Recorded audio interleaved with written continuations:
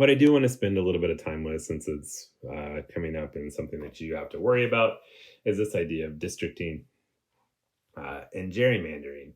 So, to the extent that we are going to be voting for folks, to the extent that we do have this group that is the territory that we live in, and we are expected to pick a leader to represent that territory in the form of representation, the way that we do that is uh, by dividing up our territories into basically the same number of people within, so that we have a balance, equal representation, one person, one vote. And we have to draw those lines in some form or fashion. We could do that lots of different ways. When we do it to be politically biased, when one team or one political party has enough power to be able to draw those districts to benefit themselves and disadvantage their opponents, we have a name for that. We call that gerrymandering. The picture there in the middle. Let me just zoom in on that. This is a depiction of the original gerrymander. This was Elbridge Gerry. He was the governor of Massachusetts. Decided or realized, hey, he has the power that he can influence how districts get drawn to benefit his political allies. And one of the more egregious was he got a district drawn, the one that's kind of colored in there, that slithered around through the state, and somebody saw a picture of it and said, "Man, that looks like a salamander." And somebody else thought that they were being clever and said, "Well, it's actually a gerrymander."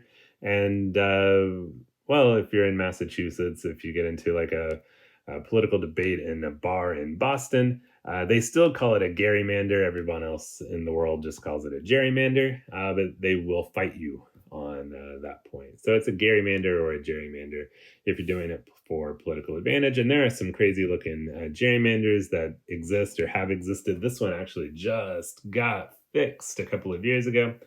So this was one of the more egregious examples of a gerrymander. That whole red area was one congressional district just outside of Philadelphia. So that gives you an idea.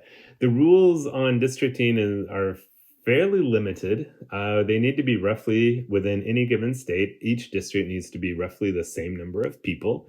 They have to be contiguous, which means they have to be fully connected. So if you're in like a paint program on a computer and you have that fill bucket, you have to be able to fill the entire district with one click. So it all has to be attached to itself. And one of the things you might notice is some of those districts are attached very narrowly. They're like the width of a highway at some points.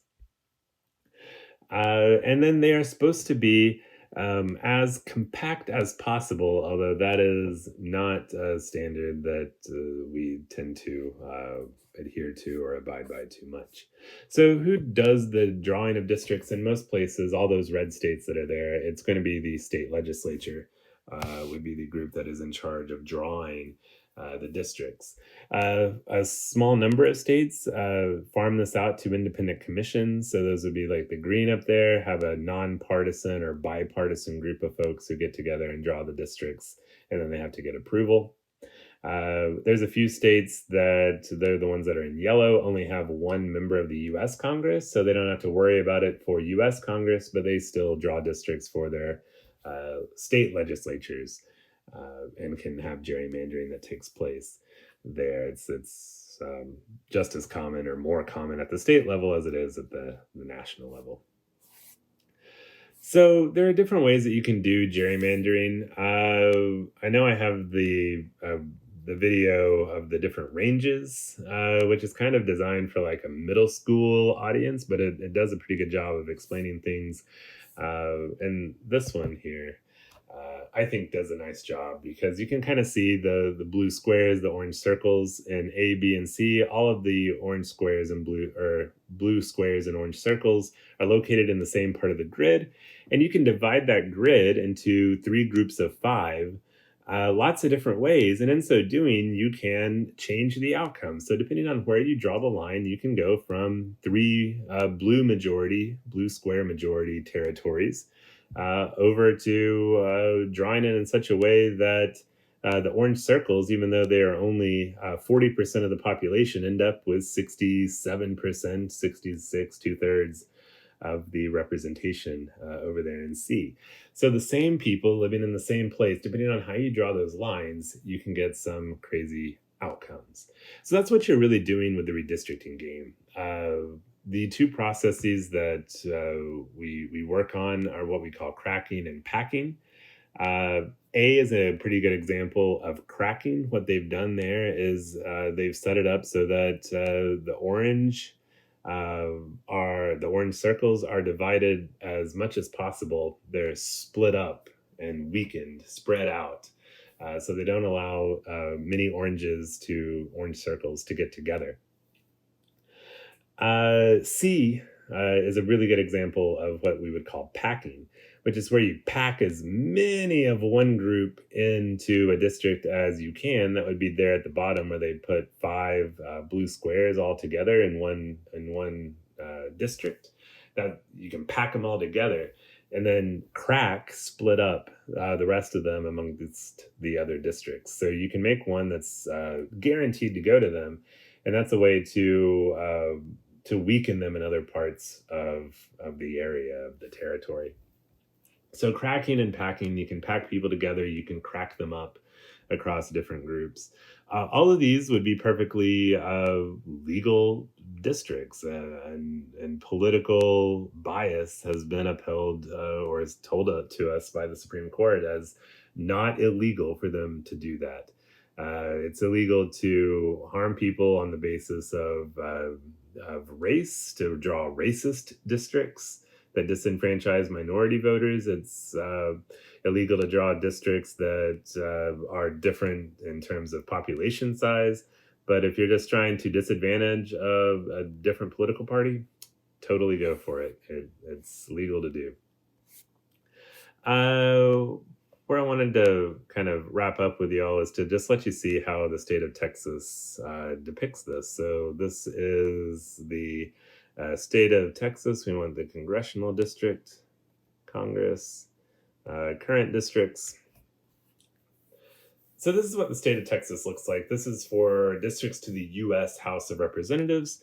At first glance, you're not going to see anything that looks really crazy. You're going to find some massively large districts out in West Texas because there's not that many people. That's how much it takes to get, the 800,000 or so people all into one district. You might look at it and go like, well, why is this county cut in half or something like that? And there you'd have to get into the particular counties. Sometimes they're divided up, the cities within those counties to balance out the numbers. Where you're going to start to find gerrymandering in Texas, and there's definitely gerrymandering in Texas, is as you get down into the cities themselves. So here's Dallas-Fort Worth, the Metroplex. Collin County, not a whole lot of gerrymandering going on there. You can see District 3 is probably the majority of y'all, maybe District 4. As you start to zoom in, you will start to see some weird stuff going on. For example, as you get District 32 and District 3, where they interact, you can find, here we go. This little square, right? We got to pick up a neighborhood to add it into District 32. So how they decide to draw those lines within the different neighborhoods and stuff, you can literally have somebody living across the street from you be in a different congressional district, even though you share the same neighborhood.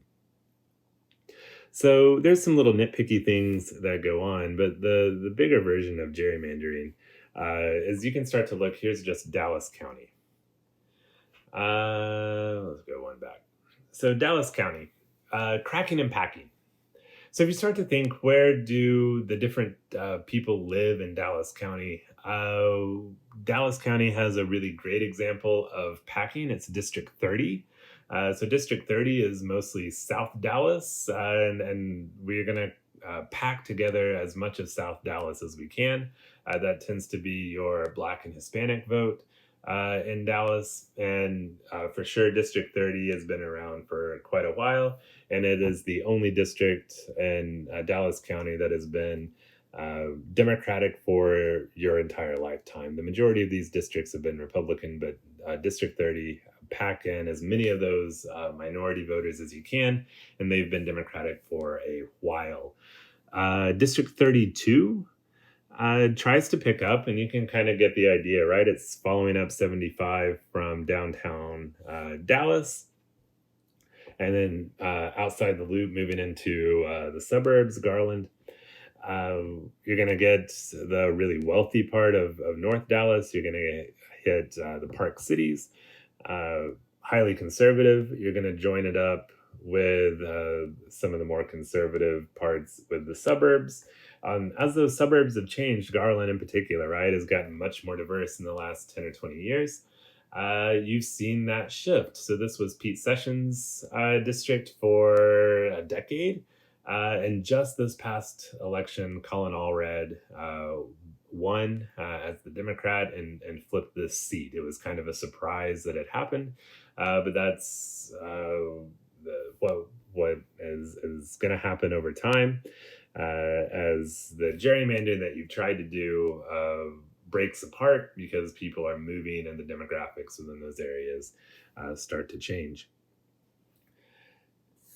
District 5. District 5 is the impressive one. So we're going to take a chunk of Dallas, right? And East Dallas, not the real wealthy part of Dallas, so it tends to be a little bit more liberal, some minority voters here. We're going to then join it up out here to Kaufman, Van Zandt, Henderson counties. District 5 comes all the way out. So we're going to take a chunk of downtown Dallas and then link it up to East Texas. We're going to do the same thing over here, right? We're going to take a chunk. I don't want all the way down. We're going to take a chunk of Fort Worth, District 12. We're going to take about half of downtown Fort Worth, and we're going to attach it out here to rural Parker County. We're going to take Arlington, District 6, and we're going to attach it out here to Ellis and Navarro counties. So we're going to take the city, which tends to be a little bit more liberal, more likely to be Democrat. We're going to attach it out to the countryside that's going to be a lot more conservative or Republican. District 6, Republican control. District 12, Republican control. District 26, 24, 3, 5, Republican control. So where the Democrats in Dallas, Fort Worth are District 30 and District 33, which is downtown Dallas and downtown Fort Worth. Mainly. District 32, we said, has become Democratic. So definitely some gerrymandering that's gone on here in terms of how we've drawn the lines. It gets worse. Dallas is not the most egregious example. Let's follow 35 down the road. Let's find Travis County. So here's Austin. So Austin is going to have 4 districts within it. District 25 is going to pick up a chunk of Austin and attach it out to the countryside. District 10 is going to pick up a chunk of Austin and attach it out here to the countryside. District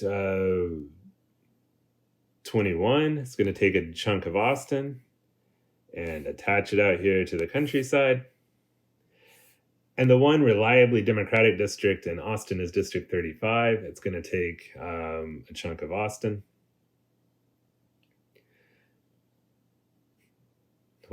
Including the university, and it's going to roll itself down 35 and pick up half of downtown Fort Worth. I'm sorry, not downtown Fort Worth, downtown San Antonio as well. So District 35 is the one reliably Democrat. What have they done? They've packed in the most liberal portions of Austin and downtown San Antonio, which tends to be relatively liberal. The other part of downtown San Antonio, District 20, Democratic.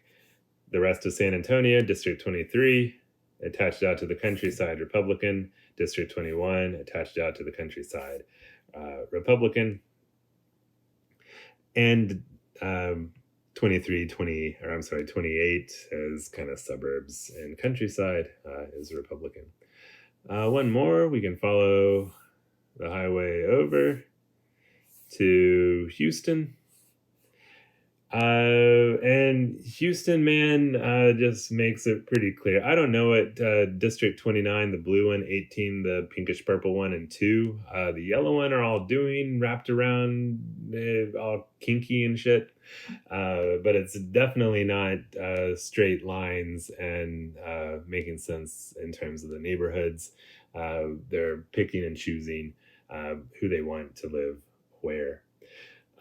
So Texas often gets cited for gerrymandering, and actually, it's not in our cities where we usually get busted for it.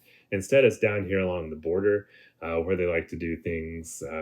These sorts of districts, like District 28 and District 15, where they take a chunk of border and then pull it up into more rural areas, have been accused of disenfranchising Hispanic voters down along the border because it's taking a chunk of Hispanic voters and then attaching them to whiter areas and making those a white Republican majority instead of a Democratic Hispanic majority. The Democratic is the irrelevant part, but the Hispanic majority, District 28 is the one that kind of saved us this time around when they had to redraw districts. They created that's a Hispanic majority district down there. So that's where we usually get into trouble, and how we draw our districts is going to be for some of the border issues. But you can definitely see the gerrymandering that goes on in our cities as they're picking and choosing neighborhoods and picking and choosing parts of town and balancing them out with some odd partnerships and pairings. All right, so that gives you just a touch of a look at how districting works here in Texas.